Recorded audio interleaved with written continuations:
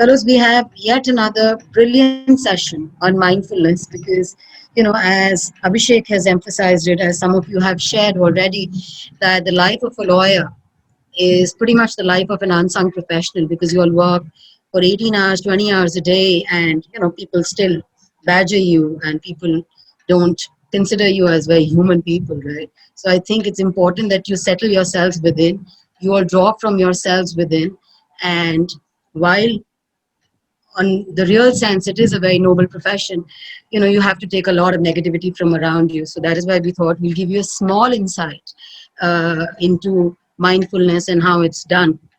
Okay, so we have with us Paras and Ella, and they come from an organization called the Alternative Story. It's a mental health organization based out of Bangalore. They help. I mean, the good thing about them is they were one of those premier institutes in the mental health space, and they've helped several organizations, firms, agencies across the country and perhaps overseas, which I'm not too sure, because they started their venture as online first. And this is not something which was born in the COVID, this was born much before COVID. So they know how do you train people in the online mode, and of course, they also have a lot of offline things as well. So with that, without wasting another second, Paras and Ella, all over to you.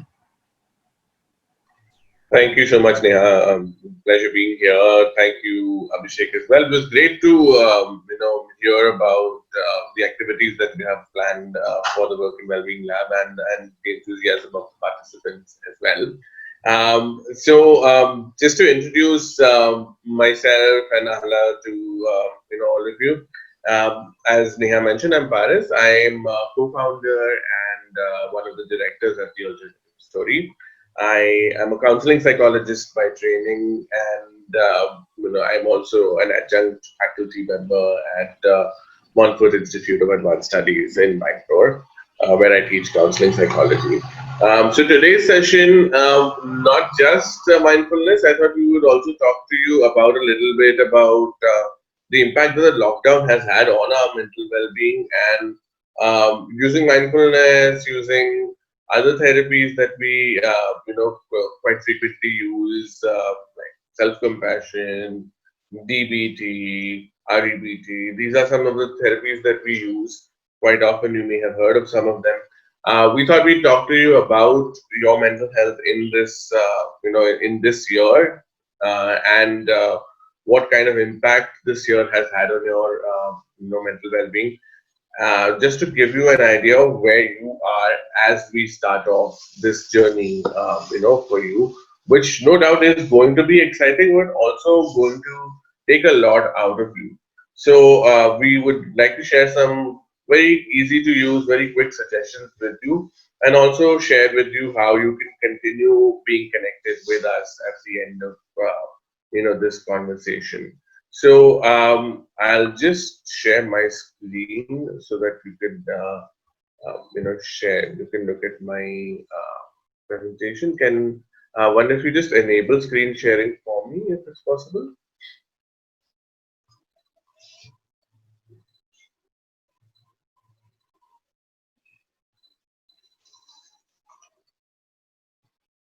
Yeah, thank you so much. All right.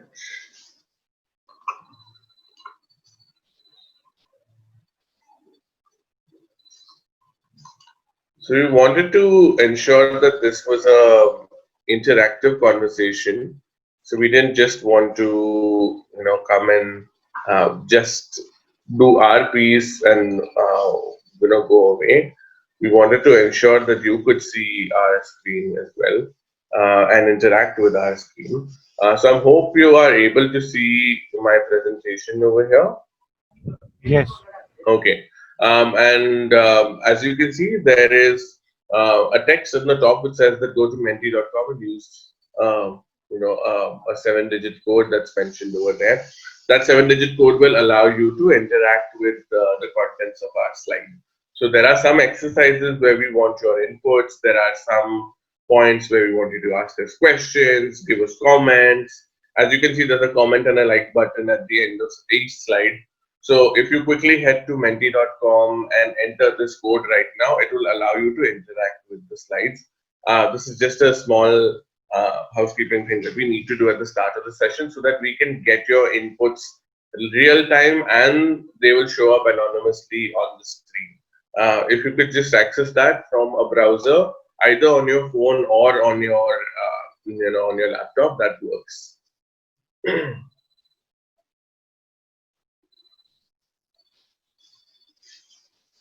And while y'all are doing that, let me just introduce Ahla, who's my colleague over here. Ahla is one of the founding team members of the Alternative Story. She is a she's a clinical psychologist. She holds a master's degree in applied psychology from Tata Institute of Applied Psychology with a specialization in clinical psychology, I should say, from the Tata Institute of Social Sciences. And when we thought about the idea of the alternative story, Anna was one of the first people that we thought of, and she has been part of our organization right from its inception. She is the team lead for our Bangalore team. We have a team in Bangalore and Bombay. I let Anna, further introduce herself and a bit of the idea of what we are going to talk about in today's session, and I'll of course pitch in as well as we go along. So Ahla, over to you. Thank you, Paris. Hello, everybody. I'm really glad to be here and to be able to talk about mental health with everybody here. I don't think, unfortunately, even now, mental health hasn't completely come into the mainstream um, about talking about it in terms of a very big part of our life and a very big part of our professional lives as well. So I'm really excited to see Daksha talking about mental health as an important part of being a lawyer. And today we'll be talking a little bit about, like Paris mentioned earlier, we'll not be just talking about mindfulness, but we'll also be talking a little bit about what mental health has looked like for us in this year, and what is it that you would want to look out for as you embark on this journey, and what are some of the things that alternate with, and so on. So let's begin then, Paris, if everybody is on Mentimeter. All right. So I want to start off with doing a feelings check to kind of understand where we are at right now. Given the pandemic, given the lockdown, what are some of the feelings that you've been experiencing? What are some of the emotions that you've been experiencing lately in the past couple of months? And it's an interactive slide, so you can just put down some of the feelings that you've been experiencing, and we can see what those feelings are, and just do a little check-in with ourselves to see where we are at right now. If you are joined with us on the Menti right now, you will have a dialog box which will ask you to enter some of the feelings. You can just enter them as feeling words. You don't have to write full sentences. All right, fantastic. I can see some of you have already started entering that. All right. So I'm already seeing feeling words come in, and I can see feeling negative, feeling stuck, anxiety, uncertainty.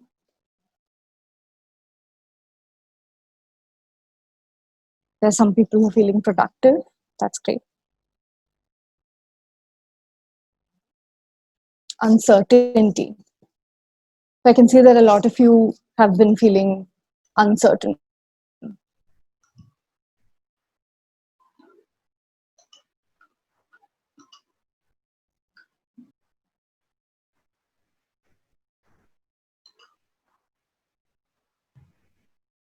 All right.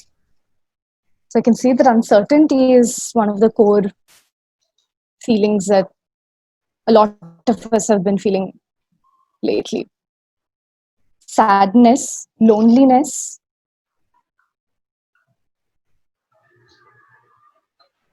I can see boredom, fear, feeling lost, feeling depressed. So if you look at the image right now, the words that are larger, bigger in size. They denote that a lot of us have mentioned these feeling words. A lot of us have been feeling this way. I'll just wait for all the responses to come in and then we can continue. Yeah, I'll just give it another minute Yeah. and we'll then close the voting after that. Yes. So if you look at this image itself, I think it's quite clear how most of us have been feeling in the past 6 months. I can see that the most common things are uncertainty, most common feelings, anxiety, restlessness, frustration, feeling bored, feeling lost. And there's some who are feeling relaxed, and there's some here and there also feeling happiness, feeling at peace, feeling productive. But yeah, I think this is also an activity where you can see that you are not the only one who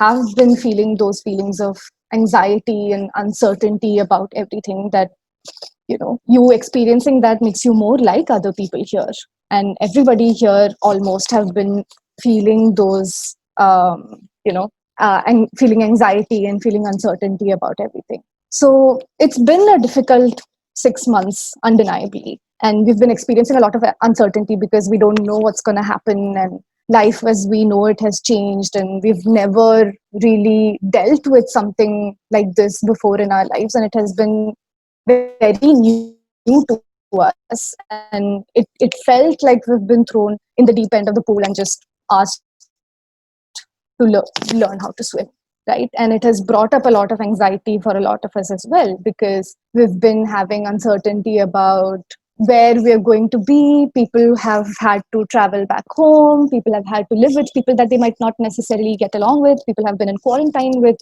um, people that you might not have healthy relationships with. There was loss of jobs, financial uncertainty, um, relationship strain. So we've been dealing with a lot this year. And this is where we are at right now. And to just, to be able to check in with yourself to see how am I feeling right now as I am starting this journey.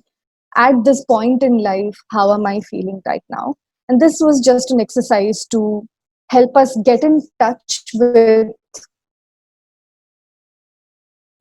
where we are at feelings wise. And it can tell us a lot about what we need at the moment. If we are feeling anxious at the moment, what is it that I might be needing? Or if I'm feeling really frustrated at the moment, what is it that I'm needing? If there is restlessness or if there is uncertainty. If I'm experiencing a lot of loneliness, what is it that I'm needing right now? So it's good to do a little bit of a feelings check every now and then to see how am I feeling on the inside. So along with all of these feelings, as you're stepping into this new thing in your life, there also comes in a lot of expectations, and these expectations can be. Paris, can we move ahead?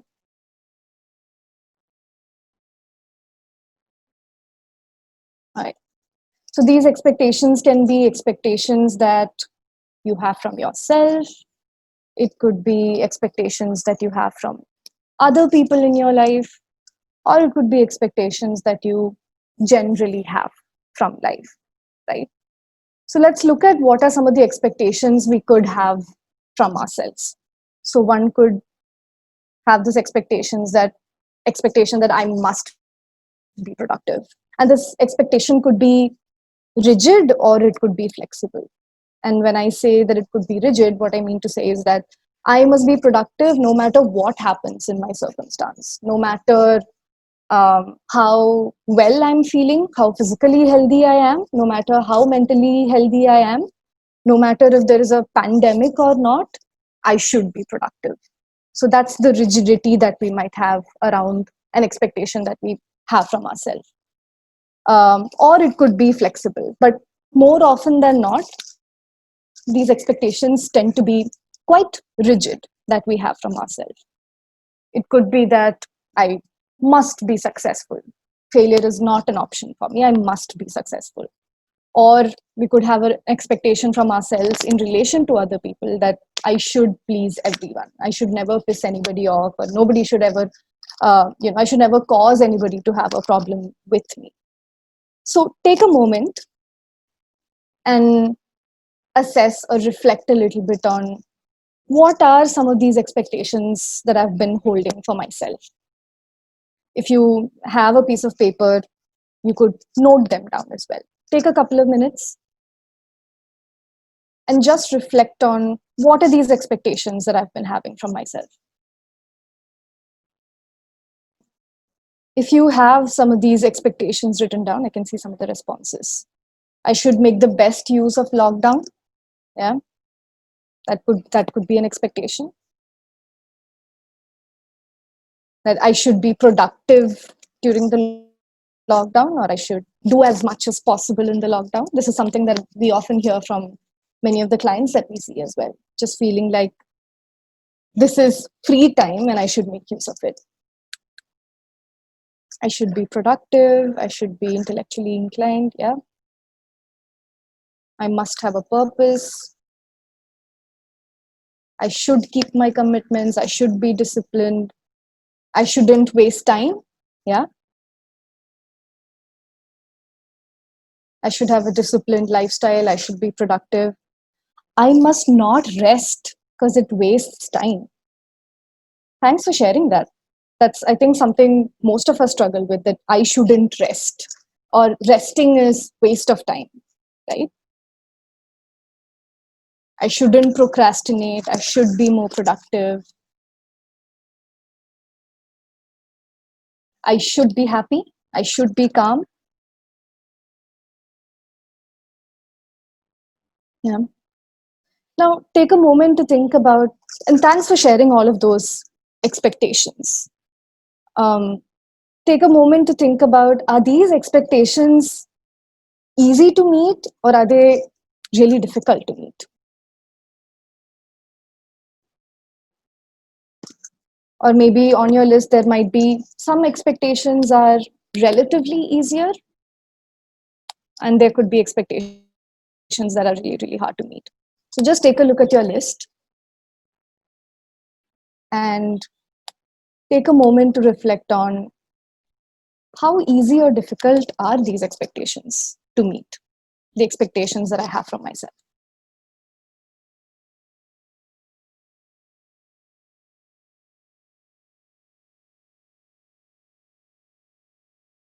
And in the pursuit of wanting to meet all of these expectations, what has happened to me? What has it done to my mental health? What has it done to my physical health in the pursuit of meeting these expectations? I can see some of the responses. Difficult because I expect myself to be perfect all the time and it's exhausting. Yeah.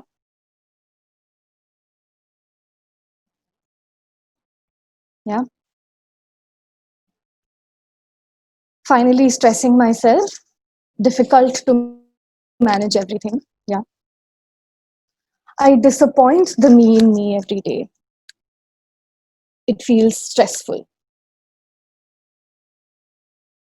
Tired of fighting with my laziness. It's actually interesting. Laziness as a concept does not exist. It's usually something that's going on for you that masks itself as laziness. But that's a conversation for a later time, I think. Expectations always hurt. I try not to overthink. Mentally exhausting. I want to run away from the negativity. Yeah, feeling like this is all just too much and it's overwhelming. And I feel like I am constantly disappointing myself and constantly feeling dissatisfied with whatever I'm doing. Trying to be calm, yet difficult to be when extreme situations come up. Yeah. Difficult because things don't always work according to us. Yeah.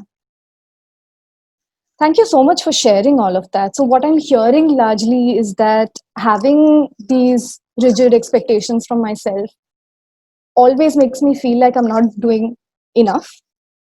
It always makes me feel makes me feel like I'm not enough, or I'm not productive enough, or um, I'm not perfect enough, and I'm always feeling disappointed in myself, and that can have a huge impact on mental health.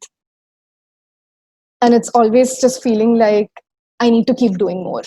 I need to keep doing more so that I can finally fulfill my expectations.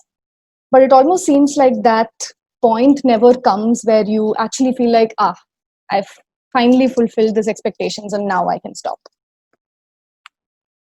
And I can see that there is a lot of guilt that comes up, a lot of disappointment and frustration that comes up. It can also be a good exercise to reflect on, where are these expectations coming from for me? Like, who told me that I must be productive and I must not rest because rest is a waste of time? Or that, I should always be disciplined and the perfect version of myself. Who told you this? And where are these expectations coming from?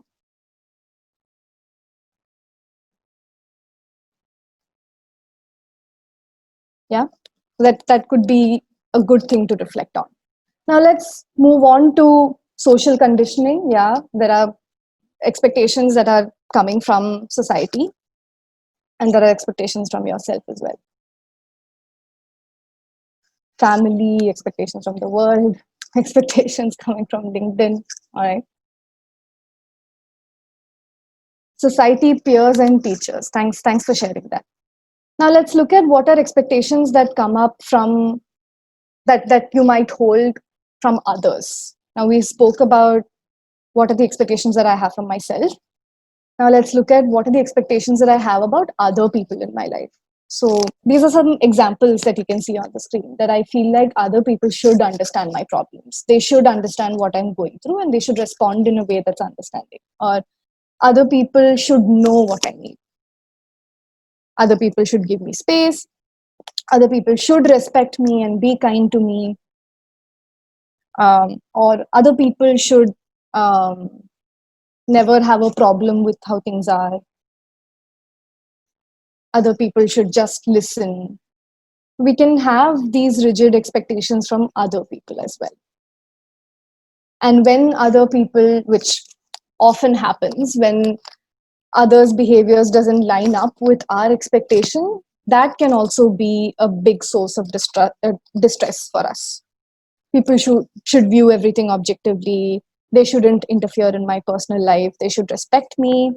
Absolutely. So these are all of the expectations that we might have from other people as well.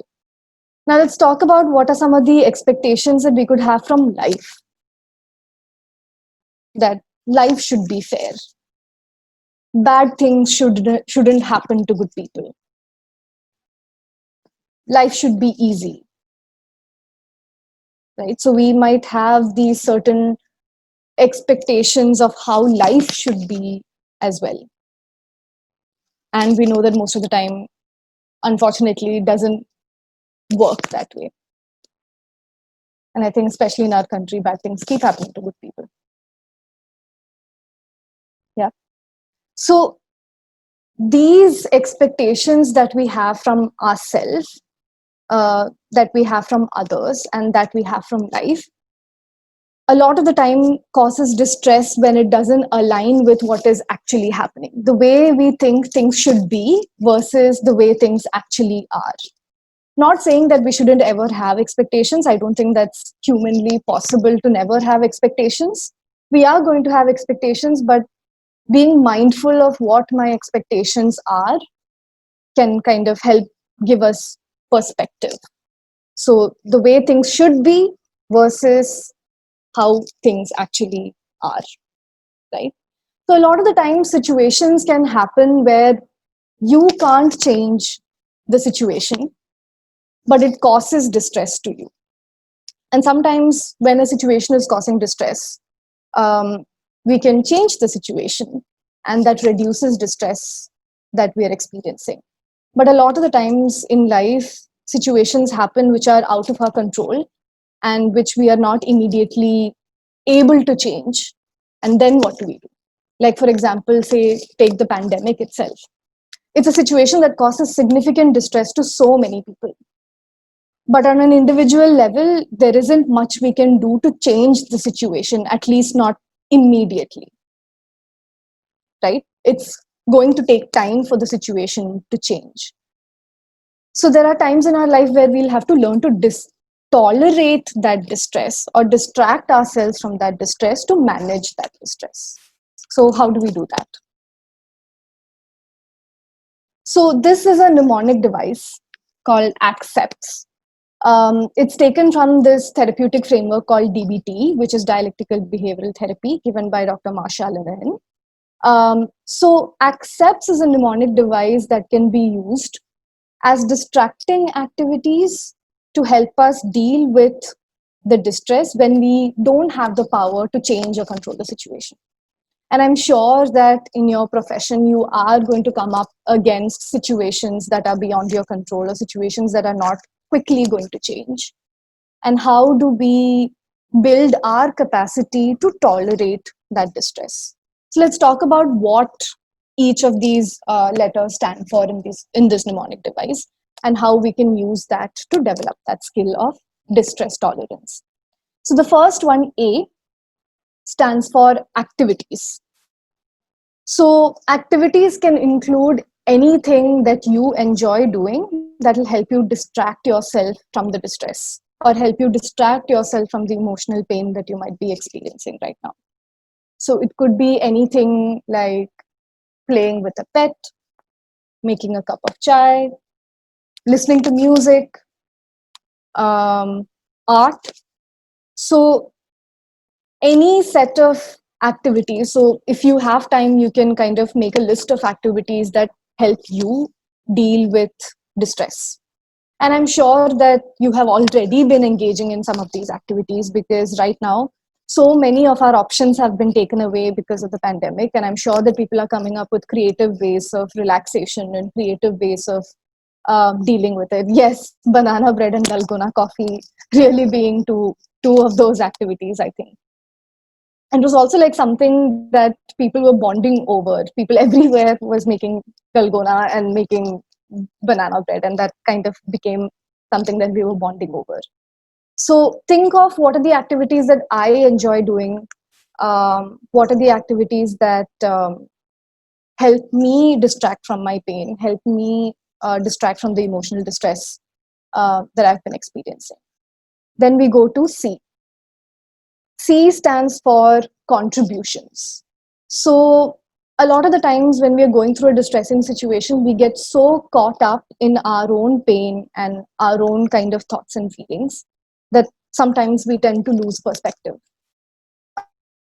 Another way of tolerating that distress is by kind of stepping out of yourself for a bit and looking at what are the contributions that I can make to people in my life, to society in general. And I want you to remember that these are all short-term, temporary solutions for tolerating distress, right? This is not a long-term fix for something that you might be going through, but at times we just need those short-term fixes to deal with distress. So contributions could be in the form of, say, I'm volunteering my hours online to do something, or it could mean that I offer to pet sit for a friend, or I offer to help somebody at home with the daily chores, which I hope everybody is doing already. So it's just different kinds of contributions that you can make to people in your life and also to your community in general. Then we go to the next C, which is comparisons. And this is something that you must have often heard, that don't make comparisons with other people. It's not good for your mental health. And that's true. It can be harmful for your mental health to compare your the way that you are coping with how other people are coping, because everybody has different resources available to them. Another way of doing comparisons is to look at, have there been times in my life where I have coped better or where I have felt better? So those comparisons could be with a different version of yourself. Say, for example, how was 2018 version of me coping with something versus how was 2020 version of me coping with something. Have there been times in my life where I have actually felt better, even if those are like pockets of times in my life where I've actually felt better. So those comparisons can also kind of give you perspective in terms of what I'm feeling right now is temporary and things are going to change. Yeah. Another way of comparing is also, looking at gratitude. Are there things in my life that are actually working out for me and not just causing me distress? So that could also be one way of comparison that helps alleviate that distress a little bit. Then we go to E. Yes. Uh, we're talking about opposite emotions. So, right now, if I'm feeling sad or frustrated, is there anything that I can do which will evoke the opposite emotion for me? For instance, say I'm feeling really angry and frustrated at something, and there's nothing that I can do immediately to change the situation. So, maybe watching a mindless comedy is going to take my mind off of my anger and going to instill a different kind of emotion in me. So doing any activity where it can evoke the opposite emotion of what I'm feeling right now. For example, if I'm feeling very guilty about myself, or if I'm feeling shame about myself, looking at times where people have said good things about you and reading that back, if you have messages or chats where people have said good things about you, that can evoke a feeling of self-compassion and self-esteem. That can also be helpful. So evoking opposite emotions, engaging in activities that can bring up opposite emotions to the one that you're feeling right now. Let's go to P. P stands for pushing away. And I'm sure that a lot of us are familiar with pushing away, because a lot of the times we have to push away difficult emotions and difficult thoughts to unfortunately get on with our day. And different people have different ways of doing it. One could be that I kind of visualize putting all of my distressing thoughts into a big box and just locking it up so that I can uh, attend to it when I have the time and the energy to do so.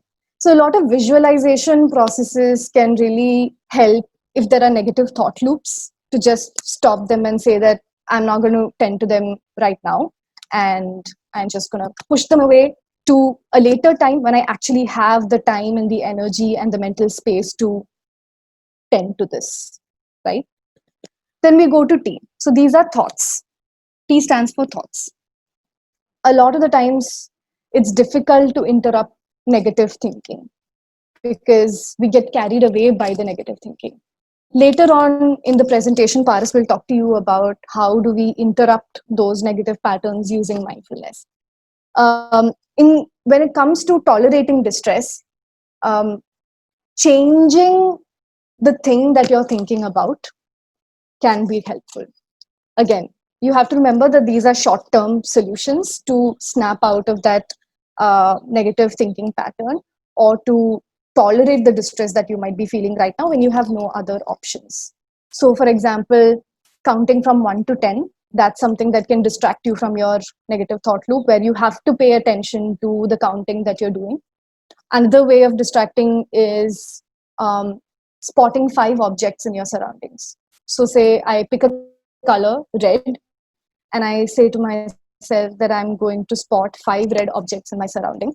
So, my attention has completely shifted from my distressing thoughts to what is around me, to my physical environment. So that can be one way of distracting yourself from distressing thoughts as well. And the last one, S, stands for sensations. So, kind of shocking your body with a different sensation always helps in getting yourself out of that kind of pit of anxiety or uncertainty or distress that you might be feeling. A lot of people find physical exertion, exercise, really helpful, because it gets your heart rate up, it makes you sweat, your face becomes flushed, so that there is a different kind of sensation that you are putting your body through. For example, if you're feeling lethargic and low in energy. Taking yourself for a slow walk is a shift in sensation. Another thing is holding a block of ice in your hand, where you are forced to pay attention to what you're feeling in your hand because of that really jarring sensation of holding an ice in your hand. So, kind of, it's like giving a jolt to your body so that it experiences something different from what you have been experiencing so far. And it can have an impact on your mind as well, that it kind of shakes away those negative thought loops, at least for a little while. Holding an ice in your hand, snapping a rubber band on your wrist, tactile sensations, that if you can, like for example, slime or stress balls, or even holding a piece of rock and just paying attention to the texture. These are all ways of getting outside of your head and being more present in your physical environment. So, accepts is a way of tolerating distress when there is nothing you can immediately do to change that distress. So, it relieves distress for a short amount of time. Not all of these might work for you. Some might work for some people better, and other options might work for other people. But these are some of the options that you have, and accepts is a good way, a good mnemonic device to remember those activities. Yeah. All right. So let's move to the next part. I'll hand it over to Paris, and he'll take us through these next parts. All right. So, we've spoken so far about how do we know, how do we cope with our mental health, and how do we ensure that our mental health is in good shape. I think the important thing now is to, to look at how we can ensure that we are already identifying signs that our mental health is not doing good, how do we identify that this is now the time to access help? So here are some quick 5 signs that I wanted to show you. And if you relate to these, you could comment or you could leave a like. Again, these are not diagnostics, these are more like a screening. So the more you meet as the criteria over here, the more likely that you may benefit from using some of the things that we have talked about, as well as starting one-on-one therapy if that's talked about, and we talk about how you can access that at the end of this conversation. All right, so first and foremost, one sign that your mental health is not in great shape, is the fact that there is a change in your mood. Now, when I say change in your mood, of course, it is normal and it is natural for us to have changes in our moods on a daily basis. When I say change in our mood, think about the analogy of weather versus climate. The weather changes from day to day, it even changes from hour to hour, but the climate is supposed to be stable. So, when I say change in mood, look at your demeanor. If you are a calm person, then this calm person becoming more and more snappy is a change in mood. If you are an excitable person, then this person becoming more and more pessimistic is a change in mood. If you are somebody who is very, very, reserved and shy, and this person becoming very loud, very outspoken, very impulsive is a change in mood. So change in mood definitely is one of these things. And if this change persists for more than 2 to 3 weeks, that's what we are looking at. So whatever is your default, a change from that, yeah, a shift from that for a period of 2 to 3 weeks or more is one of the signs that mental health is not in a great place. Then what comes next is rage. Now, this one is a big one, and especially I see this in my male colleagues. I see in my male clients that there isn't any other way to express or channel distress or frustration or even sadness and it almost always comes out in the form of rage. You could see this in the form of road rage. You could see this in the form of snapping at colleagues, especially subordinate colleagues, or colleagues who are, you know, paraprofessionals and things like that. You can see rage happening at partners and family members at home, or you could even see rage turned inwards, which is in the form of self-harm, self-sabotaging behaviors, not taking good care of oneself intentionally so that one's health deteriorates. So again, rage is on a spectrum again. On one, end of the spectrum, you may have mild irritation or frustration, and then on the other end of the spectrum, you have absolute violent rage. And if you're somebody who's normally a very calm person and now you find yourself on this spectrum, going from being more and more irritated to more and more frustrated to annoyed, angry, and then enraged, you can see that this is also a sign that things are not going too well. Now, somebody asked, if I don't have basic empathy, does that make me a bad human being? I would ask, if you are not able to feel empathy, and sometimes not being able to feel an emotion indicates a sign of burnout. Like, say, for example, I was talking to a client of mine who's a lawyer, and they have primarily been a lawyer who have worked on cases of child sexual abuse. And the recent, Uttar Pradesh case, Hathras case, reminded them again of how hopeless things can be sometimes. And they were talking about how now, when there are these things, when now there are these situations where even when there's something sad, they're not able to feel anything. Like, they talked about the passing away of a pet, they talked about moving away from the country, they talked about not being there for the illness of a family member, and they didn't feel anything. So I would say that it's not that this person lacks empathy, this person is facing an empathy burnout. They're facing a compassion burnout. And this may be true for a lot of you as well, that there is very little left in the tank when it comes to empathy and compassion for other people. And again, to answer the other person who just commented, no, I don't think that an outburst once in a while is a bad thing. It's a natural thing, but how typical is that of you? How often is once in a while? What is that while? And how intense was that incident? So you would look at it on the measures of, number one, the frequency of these outbursts, the intensity of these outbursts, and how much control that you have over these outbursts. Let's say, for example, even if once in 6 months you have this really, really horrible outburst where you are like, I don't even know what came over me, and it's like my body and my mind were just operating on their own, and I just got into a physical altercation with somebody.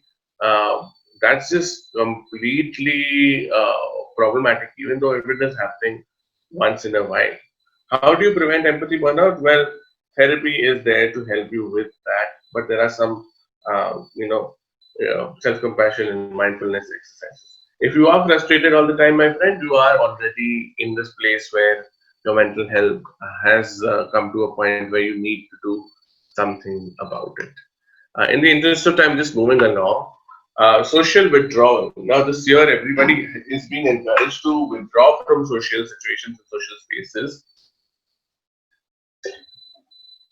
What I mean by social withdrawal is not the social distancing which has been recommended to us. I mean that social withdrawal in the sense of not wanting to participate in conversations or social situations, even if it is virtually. And again, this is a shift from your baseline. If it is a shift above the baseline or if it's a shift below the baseline, whatever is normal for you, a dramatic shift over or below that, is what we are talking about. So if you have suddenly become very social, that's also an issue. If you have suddenly become even less social than you were, that's also an issue. Why do I feel like everything around me is fake? Sometimes when things are overwhelmingly anxiety provoking, we tend to dissociate from it. Dissociation can be in the form of denial at its mildest, that no, this is not what is happening, this is just a bad phase, it will go away, to like a break from reality, in the sense that people actually feel like either this is not happening to my body, this is a dream, or this entire situation itself is not real. So if you actually find yourself finding it hard to tell whether it's happening to yourself or if it is happening, outside, then that's something that we need to understand. Um, Okay, I'll come to the rest of these questions during the Q&A, but just to take the answer on disorientation versus dissociation. Orientation is when you are aware that I am me. Today is 2nd of October and I am sitting in Bangalore. That is orientation. Dissociation would mean that although I am me and today is 2nd of October and I'm sitting in Bangalore, I am not doing the session. I am watching myself do this session. That's dissociation. I don't feel like I am the one doing the session. So dissociation need not be paired with disorientation. And disorientation generally happens when the person has a break from the present day reality. It can co-occur, disorientation and dissociation can co-occur, wherein I don't know who I am, I don't know where I am, I don't know what day or what time it is. But dissociation, which can be in the form of depersonalization, it can be in the form of derealization, can occur while you are very much oriented in time, space, and person, as we say, right? So again, this is another warning sign. We will be talking about how to deal with it. Just bear with me for a few minutes more. Then the next sign is towards self-care. If you are losing the ability to look after yourself, um, you know, uh, if you are losing the ability to ensure that you get good nutrition, if you are losing the ability to ensure that you get enough rest, if you're losing the ability to ensure that you take enough breaks, if you're losing the ability to listen to your body when it is telling you that it is unwell and it needs care, attention, and even perhaps medical or mental health intervention, that's an indication of poor self care. Poor self care quite often happens as a result of apathy towards ourselves or just complete lack of initiative or energy.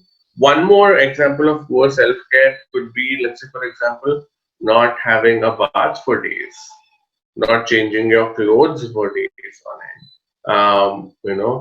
How not eating for days, not taking your medication. That's something that indicates poor self-care. And again, this is generally one of these more severe indicators because it indicates that your ability to function as an independent being is being compromised. So that's another one that we will point out. And lastly, there's a sense of hopelessness. So if you find yourself or somebody feeling extremely hopeless, and I'm sure that this is a character that a lot of you are aware of, can relate to. Um, Hopelessness is a big challenge. When a person starts feeling like there is no way out, everything is shutting down, everything is closing, this is the end of the line for me, this is the end of the road for me, that is also a big concern. And hopelessness does indicate a much more severe level of burning out. It could even indicate that the person is going towards or is already feeling suicidal. And again, If you are feeling this way, or if you think that somebody is feeling this way, the best way is to point blank say it to your therapist, or ask somebody point blank if they have been having self harming or suicidal thoughts, and then directly saying that, it's a good idea if you go and seek therapy for this. So I think, does BoJack Horseman induce helplessness? I don't think it induces helplessness. It can, you know, it can further, you know aggravate it if you're already feeling it.